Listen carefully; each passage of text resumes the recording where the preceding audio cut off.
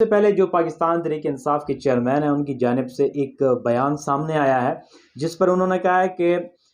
Election commission جو ہے راجہ سلطان اس کے اوپر ہمیں کسی قسم کا کوئی اعتماد نہیں رہا۔ انہوں نے بنیادی طور پر 2-3 وجوہات بتائی ہیں جس کی بنا پر وہ یہ کہہ رہے ہیں کہ الیکشن کمشنر جو ہے اس کے اوپر ہمیں بالکل اعتماد نہیں ہے۔ ایک تو انہوں نے کہا ہے کہ 40 لاکھ مردہ افراد کو جو ہے انہوں نے دوبارہ ووٹنگ لسٹ میں ڈالا ہے، اور سب کا جو انہوں نے کہا ہے کہ ڈسکا کے اندر اور دیگر جو کراچی کے اندر جو پاکستان تحریک انصاف کو شکست ہوئی اس میں یہ دھاندلی میں ملوث تھا۔ اور میں آپ کو یہ بھی واضح کر کے بتاتا چلوں، یہ جو الیکشن کمشنر ہے اس کی تعیناتی بھی عمران خان کی ایما پر کی گئی تھی، اب وہ ان کے مخالف ہو گئے ہیں اور یہ بیان دے رہے ہیں کہ جناب اس کے اوپر ہمیں کسی قسم کا کوئی اعتماد نہیں ہے، یہ جو ہے بندہ اعتماد کے قابل نہیں ہے اور اس کو فوری طور پر استعفیٰ دینا چاہیے۔ اس کے ساتھ ہی انہوں نے کہا ہے کہ ہم بھرپور تیاری کر رہے ہیں اور